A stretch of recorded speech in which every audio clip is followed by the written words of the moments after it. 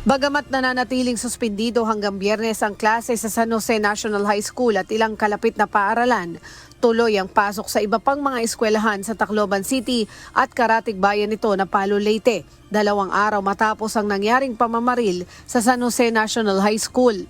Kapansin-pansin ang mahabang pila ng mga mag-aaral, bunsod ng ipinatutupad na mas mahigpit na seguridad. Sa Leyte National High School, umabot sa halos 1 kilometro ang haba ng pila ng mga estudyante habang sumasailalim sa masusing pag-iinspeksyon ng kanilang mga bag. Matyagaring naghihintay na makapasok ang mga estudyante sa mga paaralan sa Barangay Maras-Baras na kailangan muna sumailalim sa security check. Sa Santo Niño Sped Center naman, makikita ang mga magulang na naghahatid at nagbabantay sa kanilang mga anak bilang dagdag na pag-iingat. Habang ang VNG National High School, mahigpit din ang pagbabantay sa gate kung saan mga guro at estudyante mismo ang tumutulong sa pag-check ng mga gamit ng mga papasok. Samantala, mas kakaunti naman ang naitalang pumapasok ng mga estudyante sa Pawing National High School at San Fernando Elementary School. Umapila naman si Tacloban Mayor Alfred Romualdez sa publiko na iwasan ang pagpapalaganap ng mga nakakabahalang impormasyon.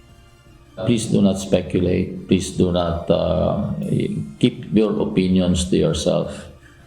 Let's stick to the facts kung ano nangyari. Kasi right now, mas mahihirapan ang mga investigador natin kung marami kong lumalabas ng mga haka-haka at kung ano ng mga speculation. We want to get to the bottom of this as fast as we can so that we can move on.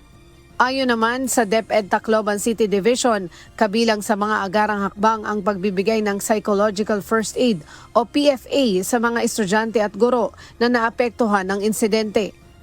Mataas ang anxiety level ng mga estudyante with what happened sa 3 schools, yung San Jose National High School at saka yung 2 kalapit na mga schools, mag-undergo sila ng PFA or yung Psychological First Aid. Patuloy naman ang pagpapatupad ng mas mahigpit na seguridad sa mga paaralan habang pinaigting din ang mga programa at interbensyong nakatuon sa kaligtasan, mental health at kapakanan ng mga mag-aaral. Leslie Widem, UNTV News and Rescue.